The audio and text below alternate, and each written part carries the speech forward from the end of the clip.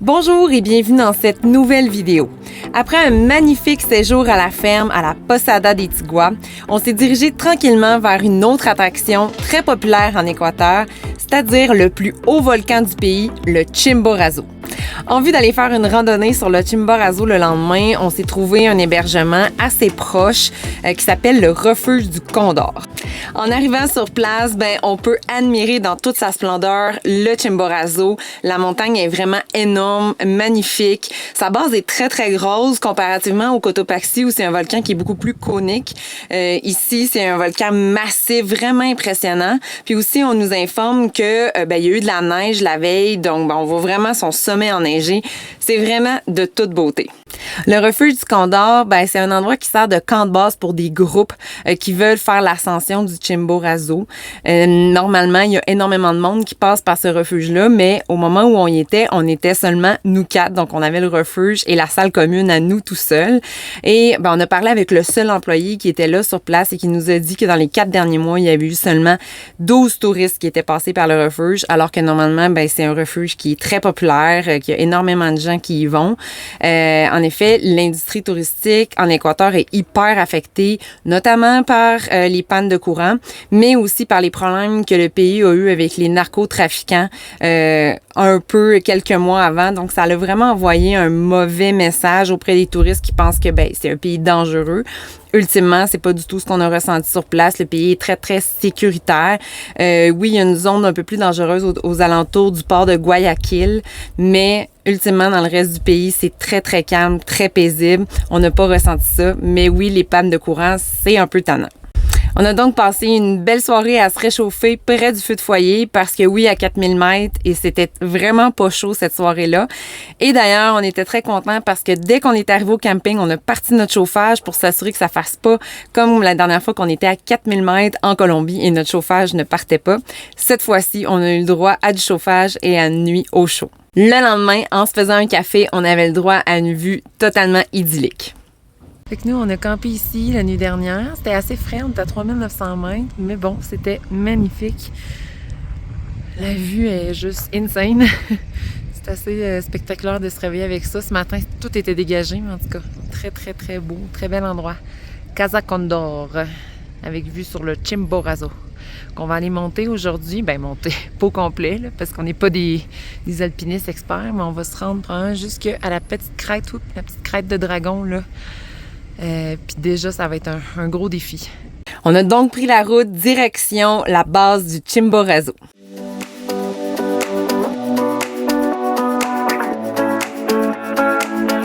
Encore une fois, l'accès au Chimborazo était tout à fait gratuit. On avait simplement à s'enregistrer. Bon, fait qu'on part notre rando. Oui, il y a du monde qui court jusqu'ici, mais bon, c'est des machines de guerre, on comprend pas trop. On part du refuge Hermanos Carrel et aux aiguilles de Whymper, que ça s'appelle. Fait que c'est ça, dans le fond, on part à 4800 mètres ici au stationnement et on monte jusqu'à 5300 mètres. Fait que ça va être le plus haut qu'on va avoir fait. Je suis déjà essoufflée. On manque déjà d'air ici. Parce que le Cotopaxi, l'autre fois, c'était à 5100. Fait que ça va être notre record d'altitude. 5050. 5050. Fait que... Donc, on va à 5300. Ouais, exact. Si possible. Yes, si possible. On va essayer ça. Fait que c'est parti. Encore une fois, l'objectif, c'était pas de se rendre au sommet du volcan parce que pour y arriver, il faut être équipé de crampons, de piolets, souvent être accompagné d'un guide. Il faut être quand même aussi expert en randonnée. On n'est pas rendu là. Je dis dans la vidéo que notre objectif, c'est 5300 mètres, mais précisément, c'est 5390 mètres. Donc, on a essayé de battre notre record. On n'était jamais allé aussi haut en altitude. On commence notre randonnée à 4800 mètres. Déjà, il y a des plaques de neige un peu partout et aussi des plaques commémoratives des gens qui sont morts sur le sommet du Chimborazo. Donc, plus ou moins rassurant. On voit le camion juste ici. Mais c'est fou parce que là-bas, c'est la plaine qui descend vers le Pacifique, puis le Pacifique dans le fond. Puis là, c'est Chimbo, 6200 et des poussières. Notre premier arrêt, c'est le prochain refuge, c'est-à-dire le refuge de Whymper, qui est situé à 5000 mètres.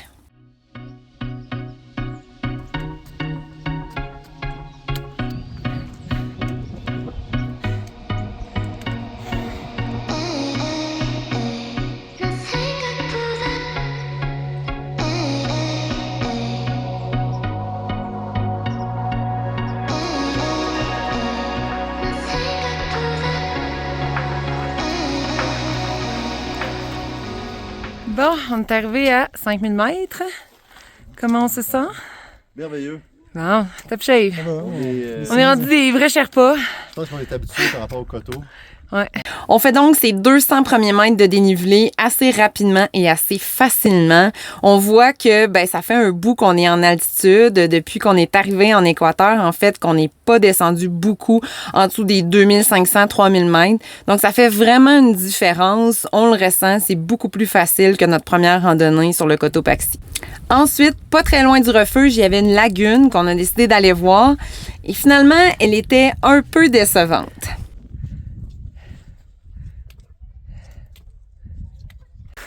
Bon, Sam qui est en train de voir la plus belle lagune qu'il a jamais vue. Wow! Il faut construire un hôtel, comme devant le lac Louise. Devant la lagune magnifique. Ouais. Ça va être monté. Même qualité d'eau. Ouais. Même point de vue, même perspective. Mais on a le Chimborazo au moins devant. Au moins.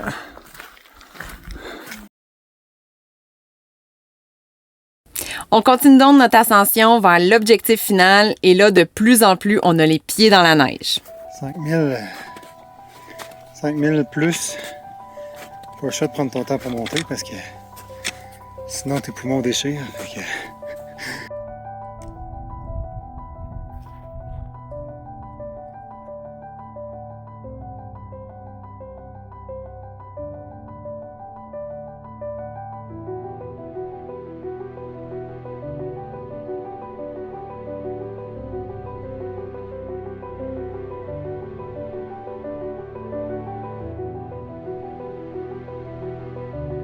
Sur le Chimborazo, 5225 mètres, puis on s'en va là, 5390, peut-être à côté un peu.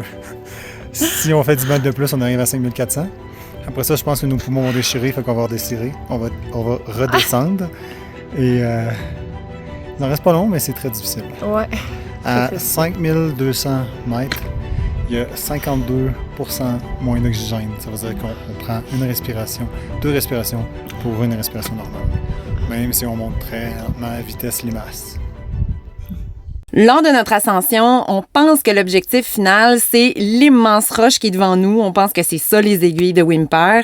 Mais l'application qu'on utilise, AllTrails, pour suivre nos randonnées, nous informe, quand on arrive à ce point-là, qu'on est seulement à 5275 mètres et qu'en fait, il faut continuer et que l'objectif est plus haut. Je dis seulement 5275 mètres. En fait, on est déjà très haut, très essoufflé, quand même assez fatigué. Mais ça veut dire qu'il nous reste encore 115 mètres de dénivelé pour atteindre l'objectif. Les 115 mètres de dénivelé, ça peut paraître vraiment petit, mais quand on est au-dessus des 5000 mètres, ça commence à être assez intense, surtout que cette ascension-là s'annonce être très à pic. Et oublions pas, on a encore les pieds dans la neige. Et surtout, on se rend compte que cette ascension doit être faite sur une crête assez verticale où les roches glissent. C'est quand même assez intense. Ils vendent beaucoup aussi. Oh my God, c'est insane. Tellement dur, là. On n'a même pas fini. Ah, c'est haut. Là, on est à 1275, mais on est supposé se rendre à 5390. Mais tu sais, juste ce 120 mètres de dénivelé-là. Bonne chance pour le faire. J'en faudrait aller sur la crête en haut, là. Dans la neige. Pas facile. De ici, ça vaut 100% le coup. Sur la vallée en bas, le refuge où on était tout à l'heure. Donc, à la vue de tout ça, Véronique nous a dit, moi, c'est correct, j'en ai eu assez pour la journée, 5275 mètres, c'est parfait. Donc, je vais vous attendre ici. Hugues, en voyant la crête, le vin, tout ça, Hugues a le vertige, ça lui tentait plus ou moins, il était pas convaincu. Ça lui tentait beaucoup de continuer de battre son record. Il était encore super en forme, mais la crête avec les petites roches qui roulaient, ça lui tentait plus ou moins. Moi et Samuel, on était encore corrects. On s'est dit, on veut battre notre record, on y tient vraiment. Donc, rendons-nous à 5400 mètres, on continue. Donc, j'ai presque pas filmé en montant. Honnêtement, on se dépêchait parce qu'il faisait quand même froid. On voulait pas trop faire attendre Hugues et Véronique. Puis aussi, je le cacherai pas, j'étais quand même assez essoufflée et focus sur mon effort. Donc, j'ai pas sorti le cellulaire. Je montais et je me dépêchais. J'essayais de garder le rythme. Dans les derniers mètres, j'arrêtais pas de regarder mon application d'altimètre sur mon cellulaire pour savoir quand on allait enfin arriver aux 5400 mètres. Et après beaucoup d'efforts, on y est finalement arrivé. On l'a fait? On l'a fait. Yes! 5400 mètres. Fait que je pense que c'est une rando de genre quasiment 600 mètres de dénivelé. On est à bout, là, mais on s'est rendu. Yes! Ouais, c'est 600 mètres, mais chaque mètre, là, c'est dur à ces altitudes-là. Ouais, ça n'a pas de sens. On manque de jus, hein? Ouais. Chaque mètre, on manque de souffle, on arrive, on est étourdi. Ouais, c'est pas ça. facile. C'est tough. Puis c'est ça, c'est une des seuls hikes qu'on peut faire, puis sans guide, sans parce que là, on a les pieds dans l'eau, mais on a les pieds dans la neige, fait que c'est vraiment sans guide, puis sans genre Sans crampons, puis tout piolet, ça. sans Ouais. crampons, Pas que sans j'aurais guide. apprécié des crampons, parce que ça Ouais. glissait en tabarnouche, là. Mais on l'a atteint. Ça, c'était l'objectif. Ça s'appelle les aiguilles de Wimper. Ouais. Petite formation géologique particulière, mais en tout cas, on a réussi. Ça n'a pas été facile. La vue est belle en tabarnouche, par exemple. On était vraiment très contents d'avoir battu ce record-là. On a pris quelques petites photos devant les fameuses aiguilles qui sont en fait des petites roches rouges qui sortent du sol. Et on est redescendu. Flash, là, la pierre est rouge. C'est vraiment beau. L'altitude peut avoir des effets vraiment variés d'une personne à l'autre. On peut parler, par exemple, de nausées, d'étourdissement, de maux de tête, de perte d'appétit. Moi, personnellement, ça va très, très bien lors de la montée. Je suis vraiment en forme et tout ça. Mais dès que je redescends, souvent, j'ai vraiment mal à la tête. Et aussi, autre phénomène intéressant, autant lors de la montée que de la descente, j'ai personnellement envie d'aller faire pipi aux demi-heures, mais genre intense, c'est gênant. C'est donc très compliqué lors d'une ascension, il faut que je me gère. Tout ça pour dire qu'on descend tranquillement vers l'auto et en redescendant, j'ai un mal de tête qui se développe, vraiment très intense. Puis aussi, je me sens quand même un peu étourdie. Donc, première fois que je me sens comme ça.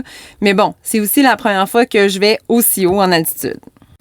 On prend la route et là, on s'en va dans une autre région tout à fait différente et beaucoup plus basse en altitude, c'est-à-dire aux alentours de 1800 mètres. On s'en va vers la ville de Banyos.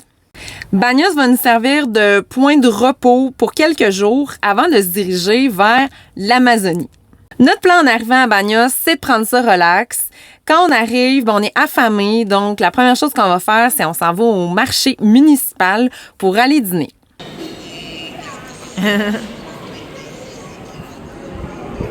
Banyos, comme son nom l'indique, est une ville reconnue pour ses thermes naturels chauffés par les volcans aux alentours. On décide donc d'aller passer un après-midi à relaxer dans les bains chauds. À Banyos, on avait trouvé l'endroit parfait pour nos besoins. En fait, c'est un endroit où il y a des petites cabanes à louer, mais aussi un grand terrain de camping pour les gens qui voyagent comme nous avec leur véhicule. Et en plus, on était juste à côté de la rivière, dans un magnifique endroit au calme, un peu à l'extérieur de la ville. Bon, l'endroit subissait aussi les coupures de courant et c'était un peu frustrant parce que c'était le soir des élections présidentielles américaines. Oui, les vidéos sont décalées dans le temps, mais bref, on était en novembre en Équateur. Donc, on voulait écouter les élections, mais on a manqué de courant et donc de Wi-Fi pendant quelques heures. C'était un petit peu frustrant. Le lendemain, on a décidé d'aller explorer un peu la ville et d'y faire du magasinage aussi parce qu'il y a énormément de boutiques à Banyos pour acheter différents souvenirs. Et aussi, on est allé au musée du chocolat. La visite du musée était super mignonne, vraiment intéressante. On a appris plein de choses, notamment que l'Équateur est le 3e plus gros producteur mondial de cacao. C'est aussi en Amazonie équatorienne qu'on relève les plus anciennes traces de domestication et de consommation du cacao. La visite guidée aussi était très généreuse en dégustation. On a goûté plein de sortes de chocolat, très différentes de ce qu'on est habitué de goûter avec des saveurs locales. C'était super intéressant.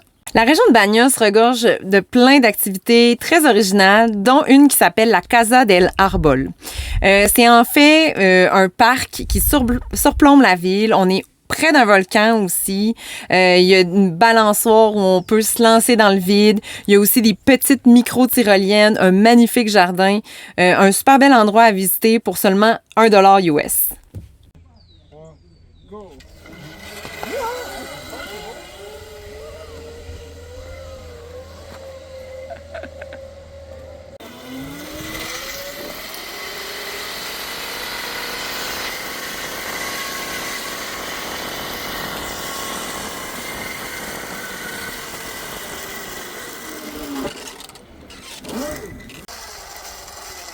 La région de Banyos, on semble apprécier tout particulièrement les balançoires, mais surtout les balançoires géantes où on se lance dans le vide. Moi et Samuel, ça nous parlait vraiment, on avait vraiment le goût de l'essayer et surtout à $10 US, on se disait que ça valait vraiment le coup. La cage est là.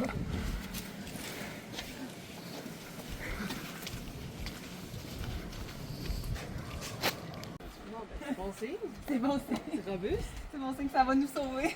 Une fois assis dans la nacelle, je vous avoue que j'avais un peu le trac. On est vraiment très haut finalement. On voit la ville de Banyos en bas. On est aussi dans une cage de métal et on comprend qu'on va se laisser tomber dans le vide. C'est bon. J'espère.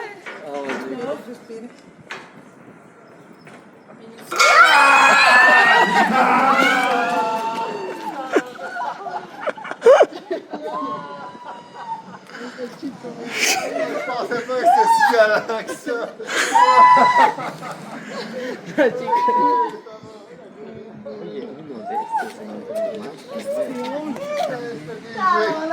Il y avait des jeux.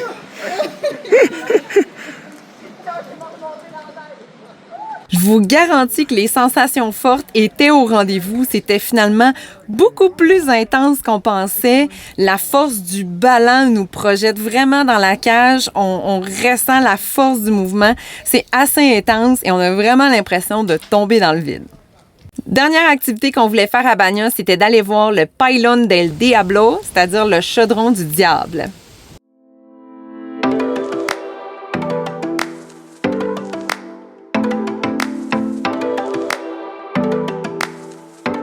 Il y a un passage ici, il faut passer en dessous de la chute. Cool!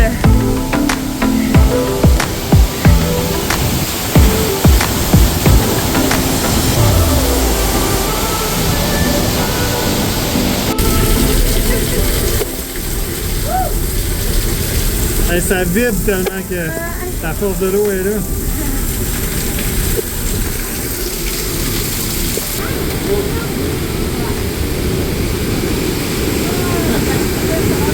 La cascade est vraiment impressionnante, surtout qu'on peut aller se poser en dessous. On ressent toute la force et la puissance de l'eau. C'est vraiment magnifique. En dernière soirée en ville, on profite pour aller prendre quelques verres et aller souper au restaurant. Voilà, c'est tout pour aujourd'hui. Dans la prochaine vidéo, on se dirige vers l'Amazonie. Wow!